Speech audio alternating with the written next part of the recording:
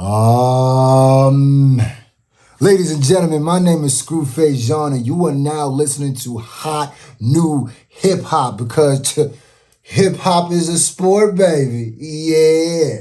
It was back when I was in Nebraska. That was right when I graduated. My older brother was a artist, in the underground scene there. And I looked up to him so much that he really was the reason I started rapping and stuff. And once, after a few years, he stopped rapping, he retired. I decided to keep it going, and that was really what got me started to have a little name locally. And that's like around that 2010 is when I dropped the Man, Myth, and the Legend, and I think that was the year I also opened up for Young Jeezy when he came to the Pershing Auditorium. It's definitely not like a hub, but it was definitely, especially around that 2010, 2000. I can't even say when it ended, but there was like a pretty decent scene there. It was something that was thriving a little bit. But it was still like a newer scene. It was still being created as we were doing it. Like some of the things that I had did, I was the first person to do it. As the years progressed, people, fell off, started doing other things. But I realized that there was clearly, obviously, a ceiling from being the biggest local artist there. That didn't really mean something on like a national, or mean as much on the national stage as it did back home. So I realized that if I wanted to go beyond that, I had to break from just focusing on the local scene. So I started doing shows and touring stuff more outside of the city. I had a pretty solid team at the time, and also a drive. Not to say that other people didn't have a drive, but just speaking on my own, my drive is just to be more, and my drive was bigger and my vision was bigger than what I was seeing. So it was really do it yourself at the time, and being in somewhere like Nebraska, and I bet a lot of the artists will probably tell you the same thing. Since there's not a lot of resources there, you got to get creative. And if you don't really have a passion for it, you're gonna not do it for a while because there isn't a lot to fall back on. So all the people who are doing it there, it means a little bit more than certain cities that have a bit more resources because they had to create something out of nothing, really. They had called my team, and my team had reached back out to me and was like, bro, like the Kendrick show. I'm like, yeah, we're about to be all there and we'll mob up there. And they're like, bro, they want you to open up. And it was crazy because we really didn't have that much time to get everything together, honestly. So I freaked out. I was like, oh my gosh. And it wasn't even like it was just me and Kendrick. We're the only two performers. And it was crazy because when we got to I think it was the Pershing, it was still the Pershing, yeah. When we got there, before, like during sound check and stuff like that, we were just walking around and looking at everything. But then before the performances happened, I actually got a chance I ran into Kendrick. And we had like a quick little conversation. It wasn't super long, but it wasn't like super short. But at the time as I'm having the conversation, I'm really not even like, I don't even remember the full conversation. The only thing I remember was the end of it. Kendrick was like, all right, man, I'll see you at the top. And that was like not really like because I had worked with artists and stuff like that. That was not really something I had heard from other artists and stuff like that. And it went back to randomly getting the call and stuff. And I was like, wow, that was dope. But at the time I didn't think too much of it. I was more like, man, I just met Kendrick. I opened up one of the best sets. I mean, obviously, because it was opening up, it was like one of my first big shows. I did that, and now after like the whole Drake and Kendrick battle, I know we'll get more into that, but those words that Kendrick told me when he said, "I'll see you at the top," resonate even more because really when this battle happened, it changed my life. It changed, I got way bigger from it. It changed things on every level, whether it's like financially, whether it's just like my career, whether it's my music, everything. And what it feels like, especially from, you know, Kendrick being one of my favorites, is that those, it's like he saw something and it's just ironically the poetry of it, it like came 360, and that was a really dope moment for me because I was like, he was right. And I'm not saying like I'm at the top of it, but compared to where I was, you know, I'm up there. So it was just like a poetic moment. I was being acknowledged from people that I was just listening to as a fan. So it was real and it could be real. And this was before, you know, I'm even doing YouTube. So like, even though I'm known locally, people don't really know who I was, but that was one of the biggest motivating moments because getting that call wasn't random, you know, and running into Kendrick wasn't random. All those things happened for a reason. What I learned right after that show was keep grinding or keep doing exactly what I'm doing because I can, there's more to this and it's going to happen as long as I keep doing it. When I was doing just the local music stuff, I had a YouTube channel. It wasn't nothing crazy after, but I had like music and stuff on there and it got deleted. It was a crazy moment when it got deleted. So I started a new channel because at the time I started the channel, I was like in a more darker place in my life because I didn't know what was next because I just wanted more. I felt like I was still stuck in the local scene. I felt like, which is crazy that it was only 3 years after the Kendrick thing because it felt like more. But now that you say that, that is true.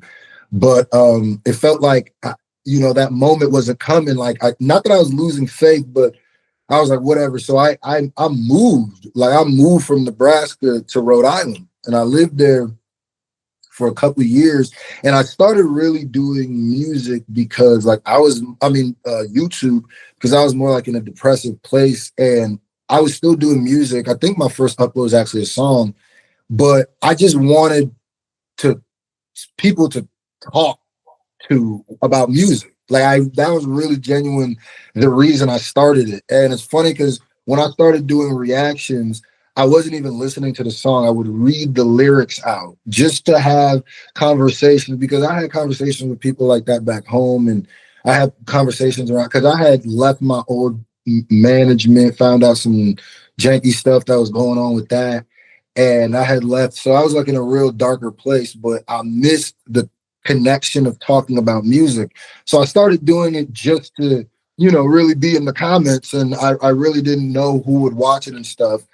And I remember when I started doing reactions, it was, you know, I've been doing reactions for like 8 years now. But when I started doing reactions, just to show you how far it's grown, people were like, wait, you're going to be a rapper and do reactions? I don't get it. But like, that was just seeing how quickly that this thing grown. They didn't understand like the concept of creating content and stuff like that. Because back then it wasn't like super common for artists to do that. But I was like, it's really more just so I could talk to the people. So I did that, and then it started taking off more and more and more. And throughout the whole time, I was still dropping music, and I would incorporate it with what I was doing.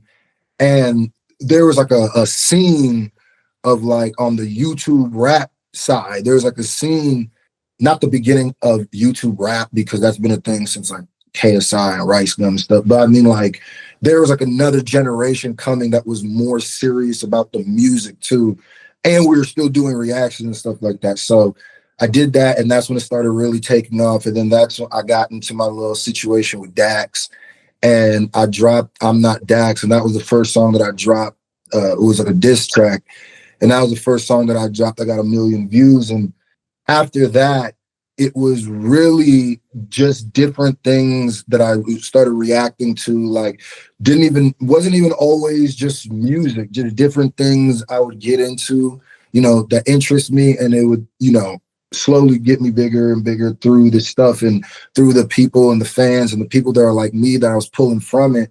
And I was building a community. And then it was really like, I've always been like a person who loves battle rap. I've always been a person who loves doing the diss tracks. I'm always a person who like grew up watching battle rap, like the whole smack, everything. So I like the epic rap battles. I played Mansa Musa in one of the battles, and that really helped me too. Shout out to them, by the way, Epic Lloyd and Nice Peter. That was a huge moment for me, but that's how much I was tapped into battle rap. It felt like the Kendrick and Drake battle was just the stars aligned perfectly, because I've always been a big Kendrick fan. I always rock with Drake. And it was like the battle and the Cold War. Like, I've made videos about hip hop's Cold War before the battle even happened. So it's something that I've been saying. That was like the forbidden battle that was supposed to take place. And when it happened, everything erupted, just everything from there. Because I think people were already know that I'm somebody who breaks down lyrics and battles a lot. And I'm also a rapper who is very tapped in with like this. Like, I've gone to smack events. I'm homies with None, who's a battle rapper. I feel like people already came from that for that. And then when it was Drake and Kendrick going at it, and then that's when everything just went from there. I took a little issue with it because it really didn't feel like rap as much as it felt like parody music. And at that time, I just was not having that. Everything that I've gone through for rap, everything that rap is to me, like, I am hip hop, and I learned a lot of English through a rap, because I was born in Kearney, Nebraska, but I only spent a few months there. Then we flew to Nigeria. Then I spent like the first 5 years of my life there, and then we came back to Nebraska and America and stuff. So I spoke Igbo before I spoke English, but I learned a lot of English through listening to hip hop, which is just always been, my thing. Even when we were in America, when I was born here, my parents have always been hip hop people, always, like, grew up listening to Doggy Style and stuff like that. Like, that's always been in my house, Heavy D and the Boys. So I was such a purist that it felt like a little mockery at the time. And I fully didn't understand like YouTube as much as I do now back then.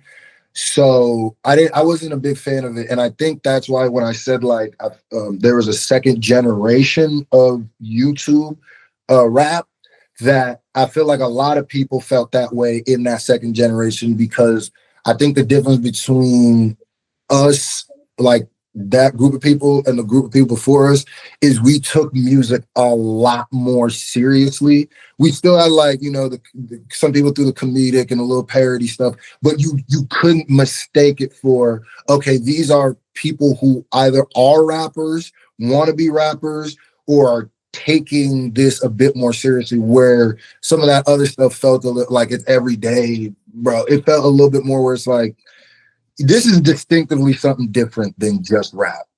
You could find issue with it because you kind of have to squint your eyes to understand it. But like, after years of being a YouTube rapper, or being on YouTube, or being a rapper on YouTube, whatever you want to label it, I kind of get that stuff more now, instead of going into it being like, oh, well, this is going to be a parody.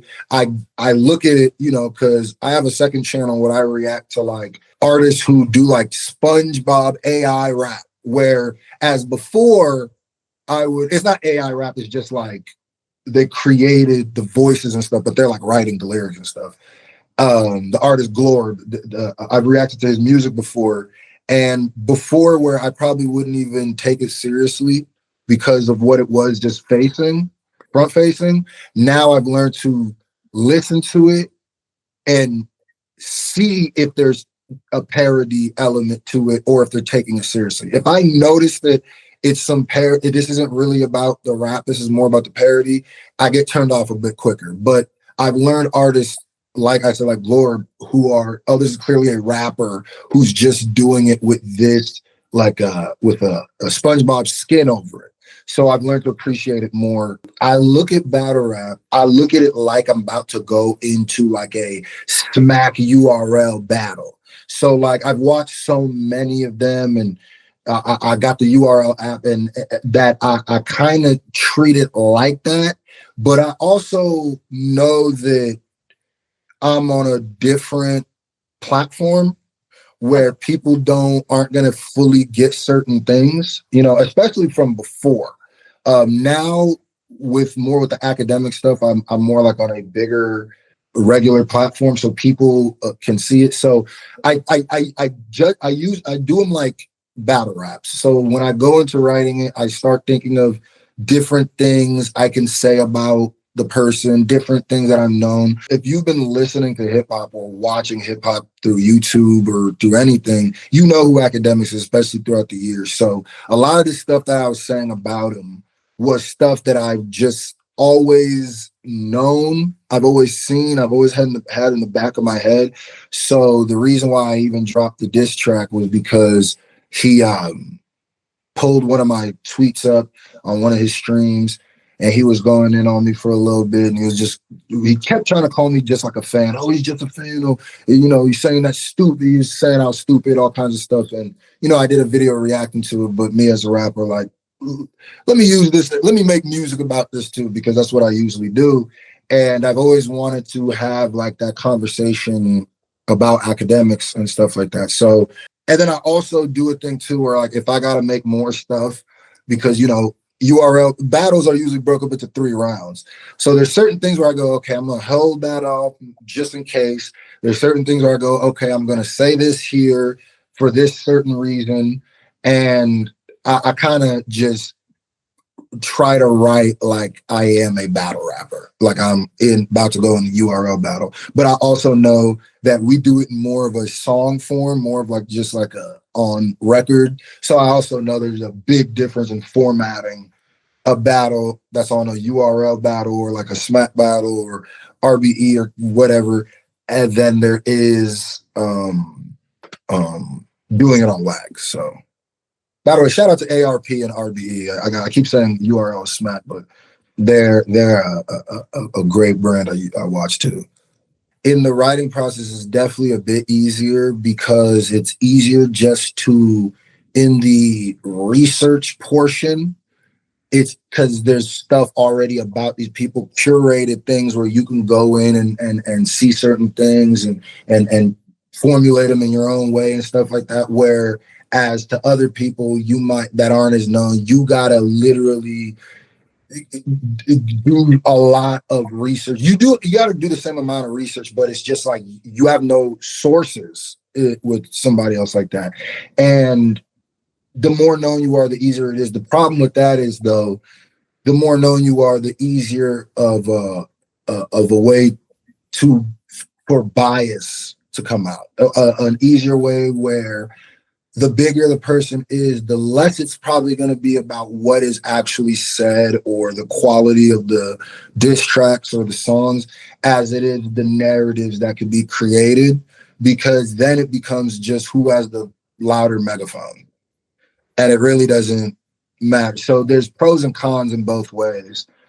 It affected it massively because before I was on YouTube or had any kind of audience outside of regionally or just locally, I was writing so local, where references where it's only going to be people around me or who are from where I'm from who understand it. Writing from that position, just a real small like pigeonhole, and where you don't even realize you're pigeonholing yourself, or you are pigeonholed, and because you just haven't seen a lot of stuff. Once I moved out of Nebraska and I started doing like YouTube, it instantly opened my eyes to all new worlds, all new perspectives, all new different things. And in one given comment section, I could drop a video. There's so many different walks of life and so many different things that just immediately when you tap into that, you see that you got to make bigger music.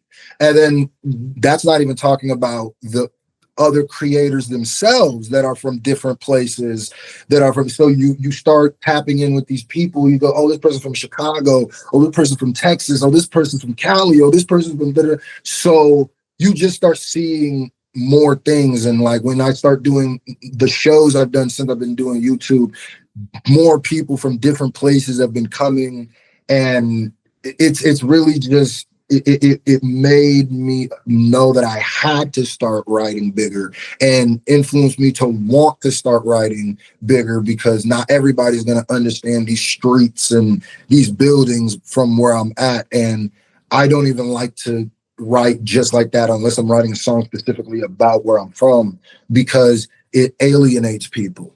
And I've learned to there's a way to do it where you don't alienate, of course, but I was so specific before I left where I was at that it would 100% alienate people, because it would damn near alienate different sides of the city where it's like, you know, we don't do, you know what I mean, like different things like that. So it's like, yeah, I've learned to, and it's made my music better, and it's bigger, and it hits more people and more relevant to more people's lives. So I don't ever listen to a song before I react to it unless like something happens and my computer like shuts down or something that's like a rare event. Or sometimes I'll react to something that I've reacted to before just to get because you know that's my first time listening, get more context and stuff.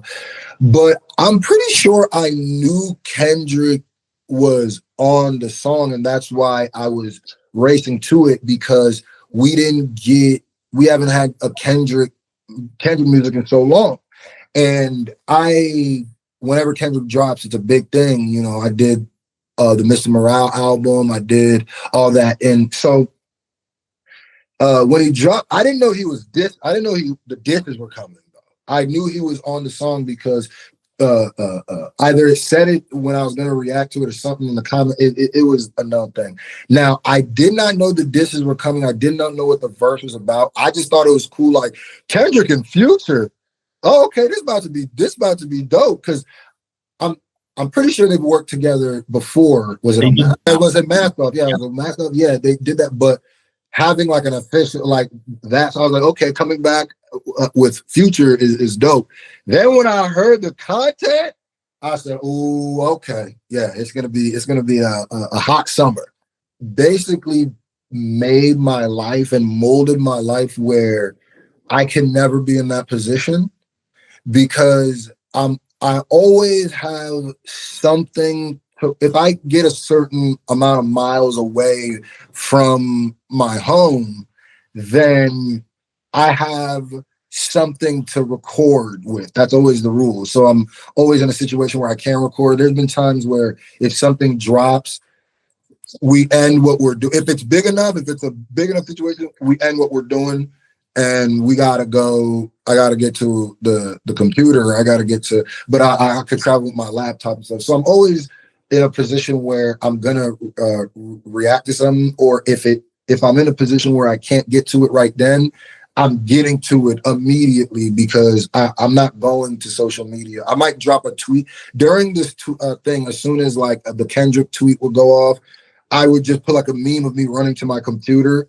but that would be it. Then I'd go react to it. But once the battle started, like that dropped, and then push-ups dropped, I knew to be home just for the rest of it. I was like, yeah, I'm not doing anything for the rest of like the week, because this about to be one of them. So I was a few feet away from my computer at all times during that. Oh, they know what it is. Yeah, they know. They know exactly what it is. They know that's they're the one. You know, my wife be on the ball with it too. She don't play that. Like she's not trying to have me miss none of that. Like, hey, boom, boom, boom, and that's what it's like and she is the greatest, because she makes it so much easier for me, because when it's time, you know, the way she watches our kid and stuff like that, she without her, it'd probably be even harder for me to get everything done. But he makes sure everything is right for that. So during that week, she knew what it was. She knew not to bother daddy. It's time to let him go. And even with my kid, there'd be times where I'm playing with them because I know that something is gonna drop, so I'm gonna get this in now. There would be times where I'd be editing my reaction, and then the other one would drop, and I'd be like, what? So then I'd have to just get it and go do the thing. It was a very hectic week. I'll put it like that. It was like a holiday in my household. It was like crunch time. There's two ways that I always look at everything. I am such a battle rap person. And in battle rap, man, it gets dark. It gets bloody. It gets so when I'm going in my battle rap mind, I always go, all is fair. Whatever is the most disrespectful thing, that's what you're supposed to do. That's how you get it. But that was so when I listened to Taylor Made and I reacted to it, I actually enjoyed the pettiness of him doing it, taking out all of the, outside battle rap and outside that, taking that out, just looking, I said, oh, I get what he's doing because of the, how Kendrick's tied to Pac and all that stuff like that. But when I extrapolate it more and I look at it, it was the first time where I go, now, as a strategist going back in battle rap, this was your first misstep. Because I like push-ups. I defended push-ups to the grave because people were just saying, oh, yeah, he just talked about Kendrick's feet. And I was like, no, he wasn't. I've defended that to the death. I like the Heart Part 6, but then again, I like 7-Minute Drill. I just love battle raps. So I just thought that I like the Heart Part 6, but I didn't think it was enough to end. I was like, if the battle, because at the end of my reaction, I was like, all right, Kendrick, it's in your lane, because I didn't know if the battle's going to end. But if we had to call it right there, I was like, yeah, that's got to go to Kendrick. But I didn't think the Heart Part 6 was bad in a battle rap sense. I think it was bad in a strategic brand sense, because that's when it was really the Tupac's estate having an issue with it, where that was the first big cut. That was the first one. Like if we were watching a boxing match, I'm thinking like, oh, that's a good move. But then when you look back at the replay, it's like, oh no, he got cut right there. That's where the bleeding started, because now you got to take down your diss track, and it almost felt like the Tupac estate was riding with Kendrick, and it was almost poetic because of how Kendrick and Tupac's Tupac are, like how he views Tupac. And then when Reincarnated came out, it felt like more of an homage, and it felt like I'm pretty sure the Tupac estate has actually cleared something for Kendrick before. So it just felt like beyond just like a business, it was bad business. To me, I'm the wrong person to ask about certain things like that, because I'm always like, keep. I'm gonna try to find the best parts of a battle, because that's how I'm just a battle rap nerd at the end of the day. But yeah, that was a bad business move, and that was a bad strategic move, because that's when the first backtrack he had to do. What I'm doing is I am a rapper just reacting to music. This would be the same way, like I said in the beginning, I started this just to have conversations about music. This would be the same way that I would be with just my friends. So I'm not, though what we could be doing, it can be considered journalism. I don't necessarily consider myself like that. Now, if you consider yourself like that and you do the same thing I do, that more power to you. But the way I look at journalism, now there are journalists who do this, like, the Company Man, Torre, Justin, I think Company Man is Justin L. Hunt. I think that's his full name. So I look at them more like I grew up watching them, like their stuff, and reading their magazine stuff and seeing them on MTV News. So I look at it like that. So what I'm doing is just because I might get certain things wrong and come back in a different video and say it. And I'm just coming from the hip hop perspective. Now I'm trying to give historical hip hop context as well as I can. So what I've always said is there's a big difference between stans and fans. You can be the greatest people in the world as an artist. I could say this, to me, are fans. They let us do what we're doing. They're the lifeblood of this. it's an exchange between the joy we give them and the joy they give us when they come to the shows. And some, you know, I love fans. Now, stands is an objectively bad thing. I think we've lost the plot with that word because people don't like, people need to go back and listen to Eminem's song Stan, where that word comes from. That is not something to be proud to be. That is a gruesome, graphic story of someone who had a parasocial a relationship with somebody, a stalker. It's basically a stalker who ends up taking the life of his wife and his unborn child because of some twisted infatuation he had with an artist. So anything involving stands, I stay far away from. You could be a diehard fan too, but stands are when a fan of somebody can be, you know, I talk about this stuff even all the time. I love this stuff. But there's a difference when you start putting, you know, certain, you know, things in your names, certain hashtags in your descriptions. You're starting to remove your identity. There's no pictures of you, with only pictures of the artist that you're talking about. You've changed your name to the artist thing. And then you start realizing where it's like, well, who are you as a human being? You could be the biggest fan in the world. There's nothing wrong with that. But once you start having this, like I'm reading your stuff and it feels like you are like a stalker for this person now, then I just, most of the time I troll a lot of stands online just because it's funny to me. But it's really a nasty thing. It's really a bad thing to be. And there's people who are proud stands that I wish, you know, that was not a thing. I almost wish sometimes that Eminem would reiterate, like, hey, because I remember when Eminem got his house broken into by, I said, that's a stan that broke into his house. That person who was just trying to see him. That's why this is a bad thing. Eminem was trying to warn us, it's one of the most brilliant songs ever. And to the point where it became a part of the lexicon, just people say that, but it's just like, it's people have almost perverted what it means. And I wish people would look at that. So that's how I steer clear of it.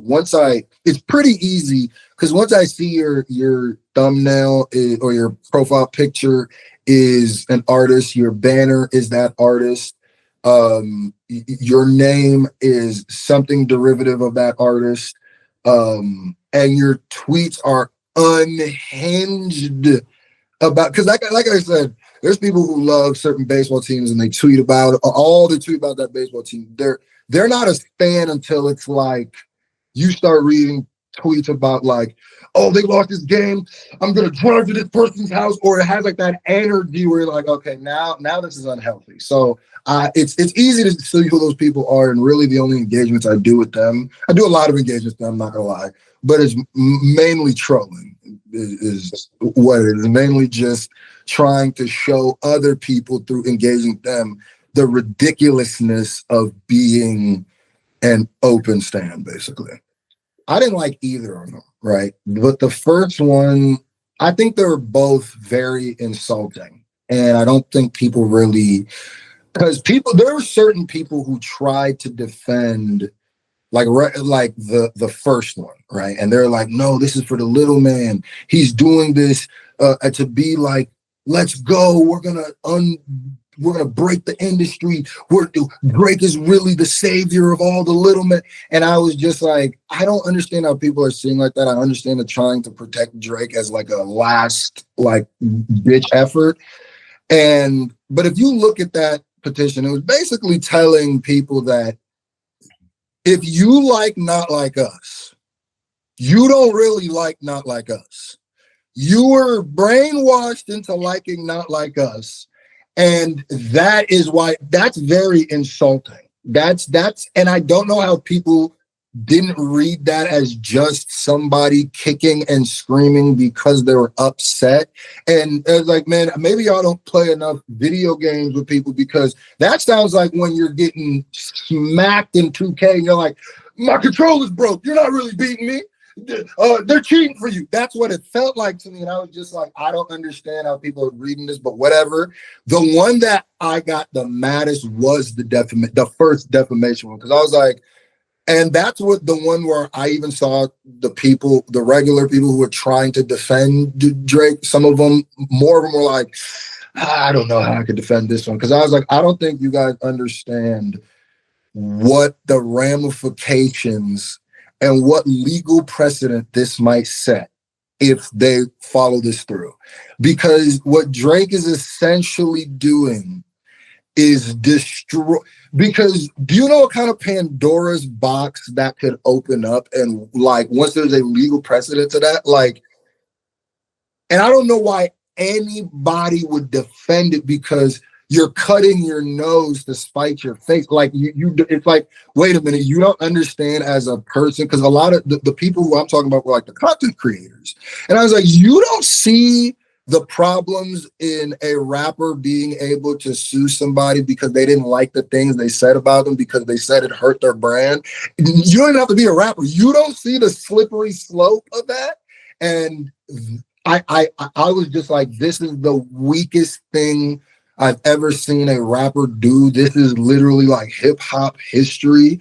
And people were like, the people who were trying to defend Drake were, well, he's not suing Kendrick, he's suing UMG. And I was like, he's suing UMG because of the song Kendrick made, because of the things that were said in this song. If you guys don't see that this is clearly him trying to, because if he knows if he sued Kendrick directly, or at least he thought in his head, if I sue Kendrick directly, the culture will implode on itself, because that'll be the people will look at that as something.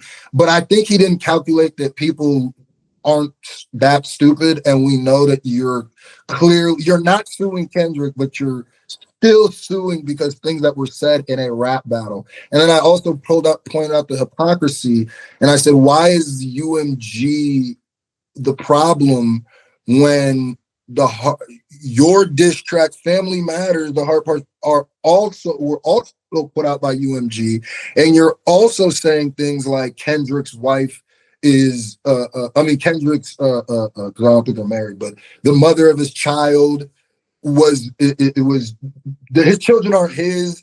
He beats the mother of his children. I don't understand how Drake thought that through, but it was just not an intelligent thing at all. And it, to me, made a lot more. Drake keeps making Kendrick's diss tracks more potent. When it's like, yeah, this is when somebody said you're not like us, I was saying like, nah, Drake is hip hop. I get what he's saying, but Drake is not only is Drake hip hop, but he's a battle rapper. Like, when people come at him, I haven't seen him duck smoke yet. But then when this happened, that's when I lost the respect for him, because I said I got more after the battle was over. I said I had more respect for Drake. And then he started doing things like, and I was like, this is looking. And then when that dropped, I said, yeah. That's like I said, how much battle rap means to me, how much rap means to me, how much freedom of speech means to me. That to me is disgusting. And Drake somehow found a way for people to be on the record label side and not the artist, because people are like, I can't believe people on the record label side. It's like, yeah, if it's the record label versus freedom of speech, I have to be on the record label side, because I have to a fight for rappers being able to say whatever they want to say in a rap song as a rapper.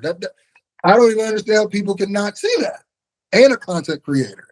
Like I said, like, I grew up on Drake. A lot of, moments in my life are scored by Drake. It's scored by Kendrick too, but a lot of moments, because just in the mathematically, Drake has dropped way more stuff.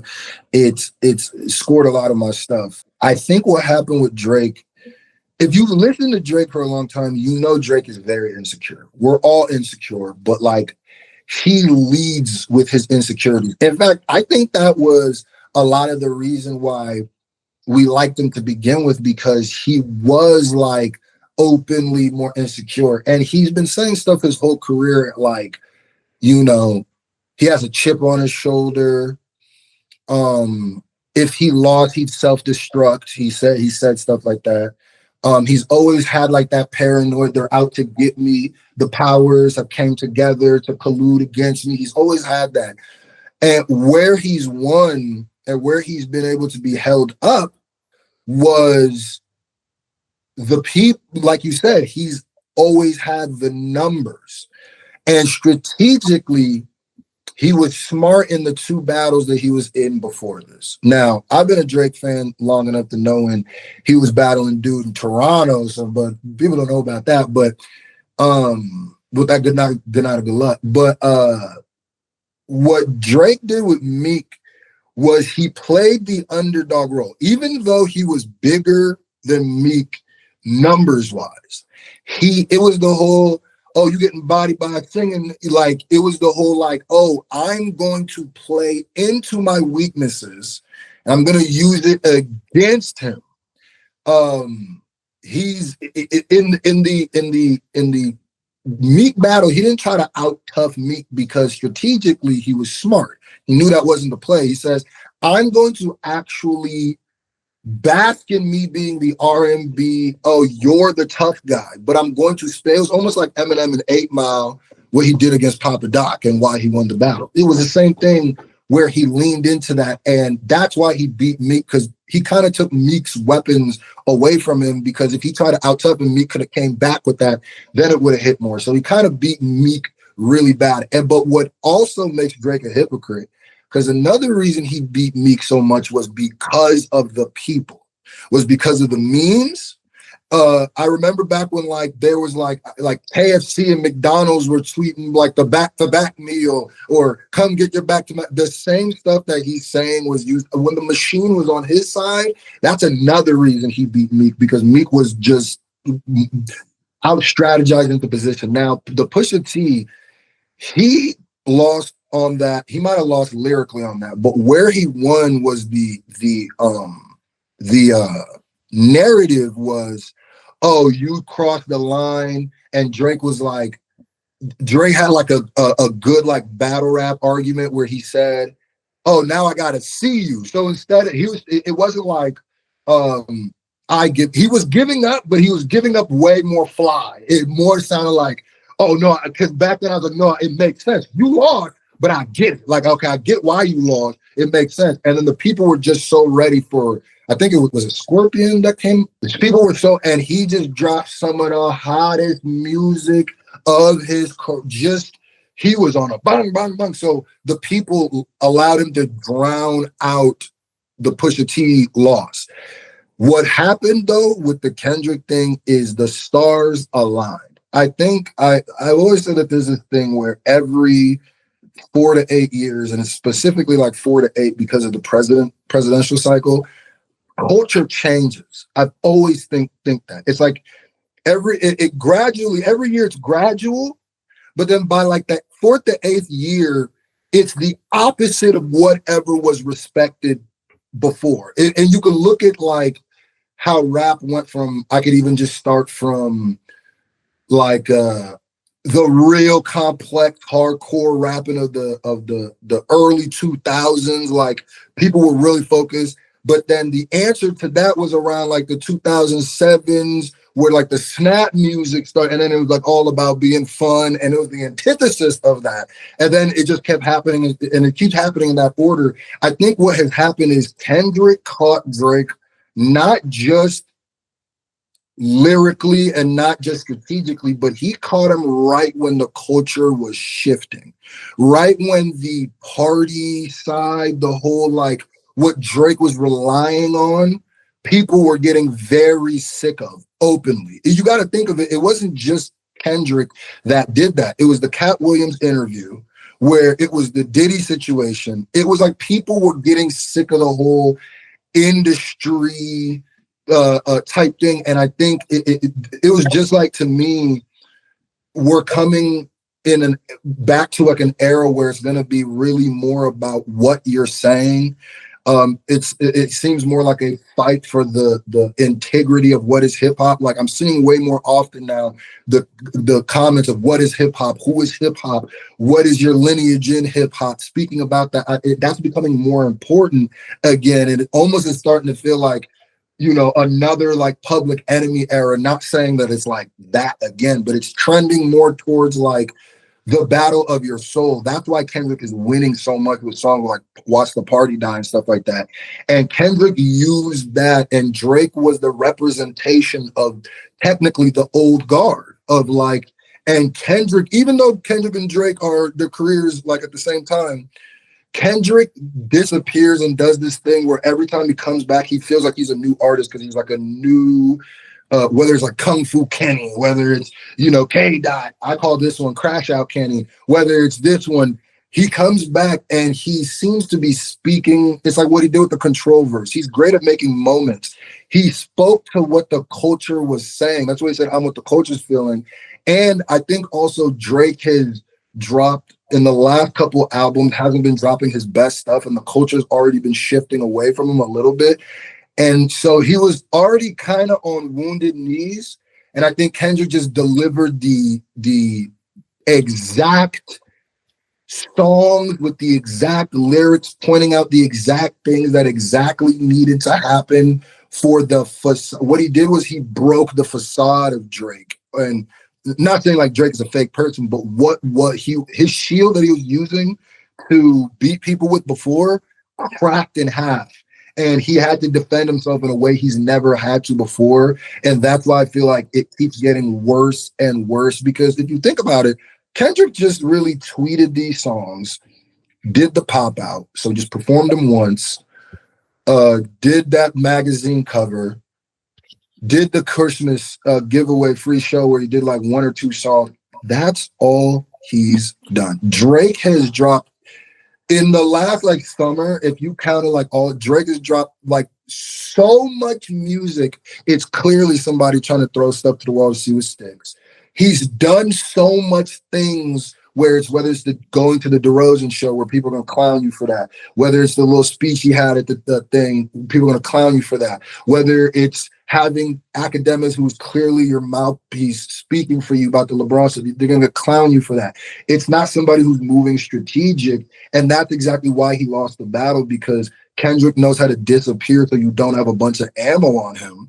Drake doesn't know how to disappear, and I think his brand is really built on being omnipresent, and he doesn't know how to. So he, even within the, since Drake's Heart Part 6 to G and to Right This Moment, if they battle again, Kendrick could have 3 new songs with completely new things, completely new dishes. He's done that much stuff where it's like clownable since then, which is why he kind of just needs to sit down, I feel like. There's this thing, and you know, I don't blame the non-YouTuber, because YouTubers do this, and that the reason why non-YouTubers do this is because YouTubers do this. There is a difference, a huge difference, and this is YouTubers' fault, between a copyright strike and a copyright claim. But for some reason, us as YouTubers, we like to use it intertwined. They're not the same thing at all. A strike means they're doing a legal act. Well, I guess they're both, but a strike is they're taking the video down, and you're getting something on your channel. If you get 3 strikes, your channel is terminated. A claim is what people are talking about. A claim is when some company or somebody says, hey, you have copyrighted material, or the automated thing does it too. You have copyrighted material in your stuff, and they claim it. But most reactions, I would say 90% of reactions, are covered under the DMCA, and they are fair use. Most reactions, I would say most reactions are. And if you fight, you know, your claim and make your point out, you can, you know, get your video, but whatever. But so what usually happens is when you react to a Universal Music song, they claim your song and you don't get paid for it, period. Now, they're not striking your video, they're claiming it. So the issue is when Drake is putting this in the paperwork and saying that and kind of alluding that this is some, because what he's trying to do is allude that this is some sort of payola. Right. And that, which also and that reactors are reacting the way that they're reacting because they're getting paid. Now, here's the thing that doesn't make sense with that. You don't know if your video is going to be claimed or not claimed until after you upload it. Now, you can, for the most part, you're probably going to just assume it's going to get claimed. So their reaction, that couldn't be possible because you wouldn't know if you were getting paid. Even if this was some sort of uploaded and UMG is going to, they're like emailing people, we're going to send you a check once you up, we wouldn't know if it was monetized until after we've reacted to it. So how can we be incentivized to react to a way before we know we're getting paid from it or not, even if you want to go with that stuff he's saying. But what he's saying is that people, UMG was not claiming, not like us, to incentivize, which doesn't make sense with what I just said, reactors to react to it in a certain way, which is just also, as a reactor, so insulting. It's insulting because you're basically essentially saying we're lying. You're basically trying to have you and your fans or people now say, see, react. So if they're not being honest about that, without them being real, you're literally just spitting in the face of so many people that it's crazy. But another thing that kills me is when you look at my reactions, especially me, because I love battle rap, I was enjoying both of the songs. All the reactors that he was listing had good reactions to his other songs also. So it wasn't even that he was saying that, it's almost like, so what are you saying? It's not that we were biased towards you, it's just that we were nice to him. Like, what are you saying? Because it'd be one thing if everybody who enjoyed it were just reacting to your songs and being like, whack, we hate him, he's whack. It'd be one thing if it was like that, but if we're also enjoying it, then aren't you basically just saying, no, be biased towards me, just like my stuff, don't like his stuff? That's what it feels like he was saying. But then another thing that's crazy about that is my push-ups, or was it my push-ups reaction? Yeah, I think, yeah, my push-ups reaction was not claimed. That is not even the first reaction of Drake's that UMG has not claimed for me. And I tweeted it out and I put the evidence, the screenshot and everything in there, and the tweet went up and stuff like that.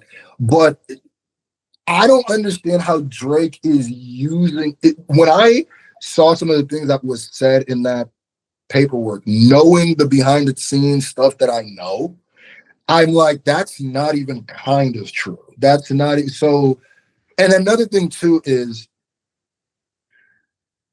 making it an issue that UMG is whitelisting anything is so whack to me as a content creator. We all, as content creators, should be championing that. Because at the end of the day, for the longest time, like I said, I've been doing reaction for 8 years, and it only seemed like after this battle did people start respecting the impact and the power of reactors. I mean, by the very nature of having them as, trying to use them as evidence to show that there's some sort of collusion against you by one of the biggest record labels in the world lets me know that people are seeing the power. But I think that saying that reactors are basically that it's a problem that UMG is whitelisting this almost makes it like you want us to not be paid for our work. Because I've talked to labels, we are big promoters of music. I'm an artist too. I just dropped the song Atlas, which we can speak about a little later, responding to Drake, talking about all this stuff. And that's what I was saying in the thing. People know because the reactors who react to my songs are making the songs bigger. I know the impact being a reactor and a rapper. I see it with my own eyes. I know the importance of reactors. I love everybody who reacts to my stuff. So, and if I see that, I know that there's people in the big industry places and the UMGs and the record labels who also see that. So that should just be a thing that's happened. Unless there's some like weird issue with like a beat or something, everything I put out, I don't claim. I would, if you're a streamer, you can throw it up and just do, because I understand the power, the impact, and the importance of the community. So I think any content creator who's defending that is really just shooting their own foot off, because it's like, no, we should be championing that. We should be wanting that to happen, because these are fair use for the most part. Like I said, 90% of them are fair use anyway, and there is no malicious intent to try to steal, people's music. So it should be, and there are people who get paid, to react to certain things, whether it's underground artists, whether it's big industry artists, people. So it's like, you might as well just, like I've always said, it makes more sense, probably even monetarily, to a record label if they just didn't claim more than if they paid reactor to reactor stuff. It doesn't even make sense because it's passive. It's passive. You're not even paying anything really. When that 50 Cent moment happened, which is when 50 Cent went there. Now that list was written by one of those Drake stan pages. So I had already known about that list, but it went super viral. And 50 Cent's a super troll, and he's very smart at trolling. So he prints it off, right? And when he goes to Big Boy on the radio, he pulls it up and my name's on it, and it went crazy. People were hitting me up crazy. There was one of those moments that even my mom was like, wait, did 50 Cent just, it was like a huge, huge, huge moment. So I played into it and I laughed and I said, now if I drop a song called Op List, don't get mad, because and people were I was just joking. And people were like, drop it. That tweet went crazy too. I was like, oh, people really want me to do it. Now, it wasn't going to, because I knew it wasn't like Drake didn't put me on. So it wasn't initially, I wasn't going to diss Drake or say anything about Drake. It was just going to be like a regular song about being on that Opus or whatever, right? So I wasn't even planning on dropping the song, really. So I let it go. And then when that paperwork came out and he put reactors in that paperwork, it was like one of those moments like when academics put my tweet up and was doing, I was like, yeah, this is my opportunity to speak on wax about it. Cause like I always say, sometimes I want rappers to rap. I don't always want y'all to tweet about it. I don't always want, I'll take that too, but let me hear you rap about it too. So I hold myself to that same standard. I said, he dropped that. And when I saw that, I said, no, this is my community. Now I was on the opposite. I wasn't on directly named in that thing. But like I said, he was being a hypocrite in it. He was almost blatantly lying in it. And the ramifications of what that could mean to my community is huge. Now you're going at my livelihood. There's some people in there that I directly know, and rock with. So it's like when somebody starts saying that reactors were getting basically payola and throwing the names in the paperwork, you gotta understand that now that community is going to speak back, because that is, to say that we were lying about our opinions is damn near like a derogatory thing to say, because all we are is our opinion. And like, not literally derogatory, obviously, but like all we are is our opinion. So when the biggest artist is setting a narrative because you lost the battle, like, leave us alone, leave us out of it. So now if Drake gets his way, what's going to happen? UMG never allows us to get paid again. They start making it so we can't react to it, block it. Like I said, if you're a content creator, I don't know how you can defend this. And even if you're not, you just enjoy content, I don't know how you can defend this, because when other companies try to silence content creators or silence people lose it all the time. But this is what this is. So I said, okay, cool, I'm really going to make this Op List song now. And I made it But I said I'm not going to just use this as a chance to just make a Drake diss track. I'm going to speak about the state of culture vultures, how hip hop is used in it. I even mentioned the thing in it where I said, Jesus, why these and we're so egregious because we don't use no gatekeepers. We just need to do what they did and treat them how Shabuzi was treated.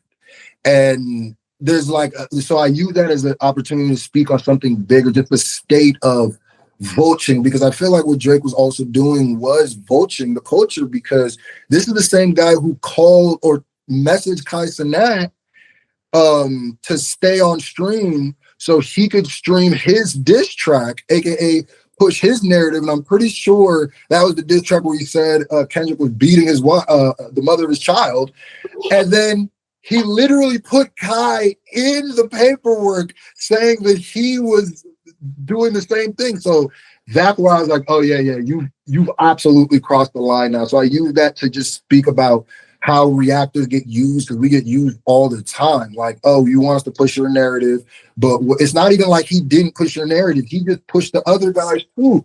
Isn't that the fairest thing you can do? Like, so that's when I took real personal offense to it.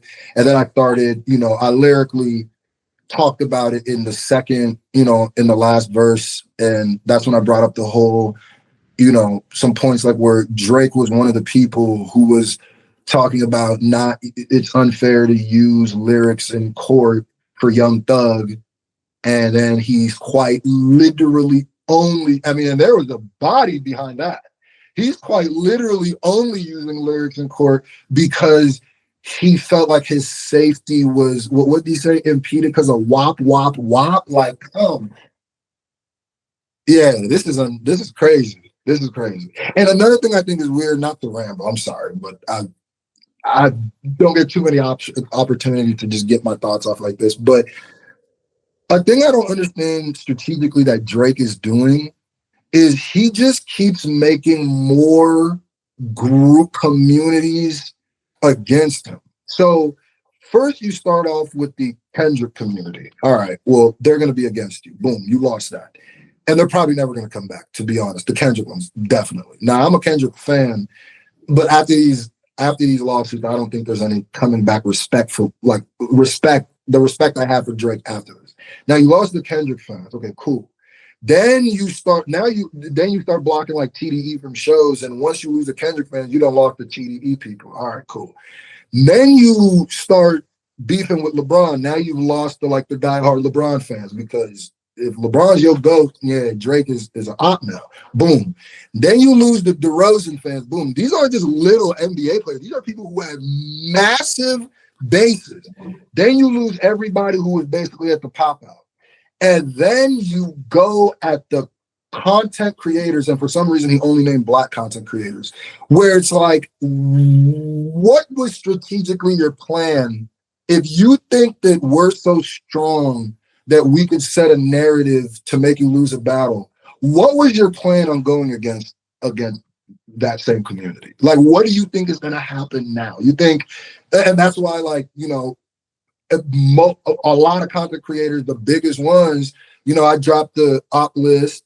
B. Lou's already responded, and the other people are making videos and stuff like that. And these videos are going viral, getting a lot of views. It's like, yeah, now you lost a big, and I think that's another moment where people underestimate the content creators. It's like, yeah, good luck now, because my generation has a reverence for Drake because we grew up on Drake. But there is a whole nother generation that if you, first of all, not like that has just made them look at you a certain way. But now when you're putting Kai Cenat in paperwork, when you're putting RDC World in paperwork, now they about to just look at you like, this dude a clown. They're going to grow up like, they're not going to have the same reverence. So that's why I feel like Drake is doing something that I feel like he's not just cutting the branches off. It feels like he's poisoning the tree, where it's going to be like, I don't know what is supposed to happen. It's Drake, so maybe he can drop a big pop song and it do numbers, but it's just feeling like he will never have the same. I can't say he will never have the same success. It's right now in the moment, it's feeling like that, but I can't say that. But I will say it's feeling very I was alive during when Ja Rule really lost his glow. And it's feeling very reminiscent to that, where it's like, this might just be a moment thing, but it's not feeling like it.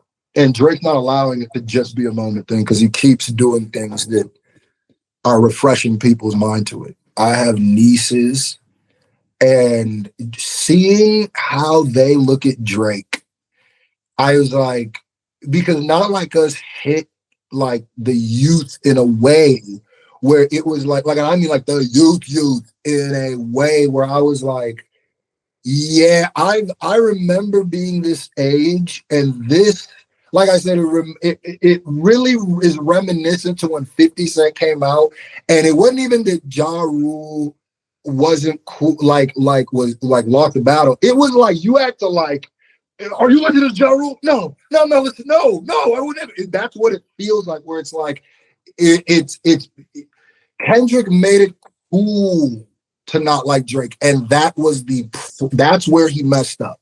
And I think Drake helped it because there were certain things that, I think, like I said, the culture shifted. There were certain things that was okay. I think about 6 to 8 years ago, that is just more questioned now than it was before. And I just think that and I also think Drake not aging. Drake is somebody, and Joe Budden said this before the whole diss tracks.